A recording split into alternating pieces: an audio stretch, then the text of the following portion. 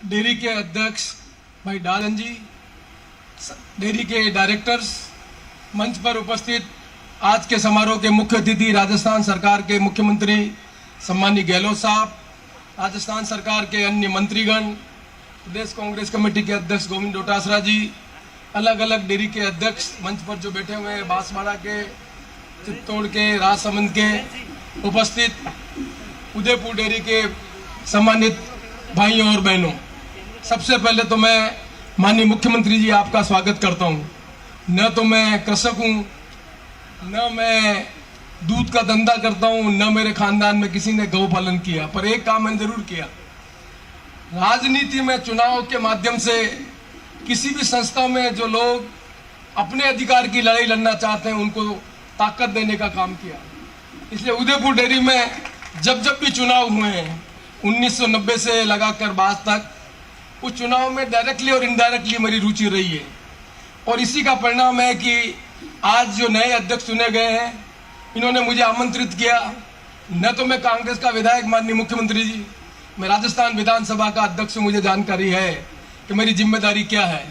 पर जब अध्यक्ष जी ने बुलाया और मुझे लगा कि माननीय मुख्यमंत्री जी को यहाँ पर बुलाया है, तो मैंने समझा कि मुझे भी वहां पर जाकर अपनी बात कहनी चाहिए। आप और हम सब जानते हैं कि संसदीय लोकतंत्र में चुनी हुई सरकारों की जिम्मेदारी होती है समाज का वो वर्ग जिसकी राजनीतिक हैसियत नहीं है, समाज का वो वर्ग जो संघर्ष करता है, ताकत लगाता है, मेहनत करता है, उसकी मेहनत को कहीं न कहीं राजनीति में जगह मिलनी चाहिए। और ये काम बेखुदी मेवाड़ में हमने किया है। जब मैं राजस्थान प्रदेश कांग्रेस कमेटी का अध्यक्ष था, तब किसी ने कल्पना नहीं की थी कि मावली से भी कोई डांगी एमएलए बन सकता है। किसी ने कल्पना नहीं की थी कि कुंभलगढ़ से भी कोई खरवट उम्मीदवार बन सकता है। किसी ने कल्पना भी नहीं की थी कि मेवाड़ में जो इलाका है, उस मेवाड़ के इलाके में वो लोग जिनकी जीवन खेती पर निर्भर है, वो लोग जिनका जीवन पशुपालक पर निर्भर है, उनको राजनीतिक दृष्टि से ताकत देकर अपने नियम और कानून बनाने का जो प्लेटफॉर्म है विधानसभा में, उनको जगह मिलनी चाहिए। और मुझे सबको धन्यवाद देते हुए प्रसन्नता है कि जब ये पहला प्रयोग किया गया तो मावली से पुष्कर डांगी जी एमएलए बने, कुंभलगढ़ से गणेश परमार एमएलए बने, हमारे इलाके में पहली बार विदुड़ी जी एमएलए बने, हमारे इलाके में गुर्जर समाज के लोग एमएलए बने। हमारे समाज के जितने भी लोग हैं मेवाड़ में, उनको पहली बार राजनीति में जो मौका मिला, उस राजनीति के मौके में जिसमें राजस्थान का नेतृत्व किया उसका नाम था अशोक गहलोत। मैं तो राजस्थान विधानसभा का माननीय मुख्यमंत्री जी एमएलए नहीं था, मैं तो हार गया था। और मुझे कहते हुए प्रसन्नता है कि जब आपने मुख्यमंत्री के रूप में मेवाड़ के उन लोगों ने जिन्होंने सरकार बनाने में मदद की, उन समाज के लोगों ने जिन्होंने ताकत देकर मेवाड़ में 33 में से 30 सीटें जीता के दी, उन लोगों की भावना को समझकर आपने पहली बार डेयरी में 2 रुपए पशुपालकों को मदद देने का काम किया। यह एक पहला प्रयोग था जिस प्रयोग के आधार पर राजनीतिक दृष्टि से मजबूत करने का आपने काम किया। आज जमाना बदल रहा है। आज डेयरी में जितने भाई बहन बैठे हुए हैं, माननीय मुख्यमंत्री जी कह रहे हैं ये जो चेहरे बैठे हुए हैं ये खुश है कि नाराज है। मैंने कहा माननीय मुख्यमंत्री जी बहुत ज्यादा खुश हैं, इसलिए हंस भी नहीं पा रहे और देख पा रहे हो क्या रहा है। मुख्यमंत्री जी को बुलाया, डेयरी का मामला है, कोई कांग्रेस की बात कर रहा है, समझ में नहीं आ रहा है कि ये काम क्या हो रहा है।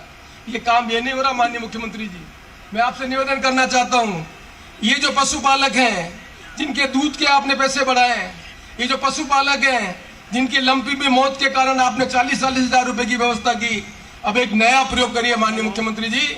ये जो डेयरी के जो लोग हैं जिनके बच्चे पढ़े लिखे हैं, यदि आईआईटी में पढ़ने के बाद, 12th क्लास में पास करने के बाद यदि आईआईटी में जाए, एमबीए में जाए, डॉक्टर में जाए और फॉरेन पढ़ने के लिए अंदर जाए, तो डेयरी के माध्यम से उन बच्चों को आगे आने के लिए स्कॉलरशिप है, जिससे यहाँ का बच्चा लिखकर आगे जाकर अपना नाम कर सके। मुझे पता है आपने नवाचार किए हैं, आपने 500 लोगों को बाहर भेजने का काम किया है, पर वो 500 लोगों में ये लोग नहीं आ सकते, क्योंकि 500 लोग में आने वाले वो लोग हैं जिनके माँ बाप पढ़े लिखे हैं, एक जनरेशन के नहीं 2 जनरेशन के लोग हैं।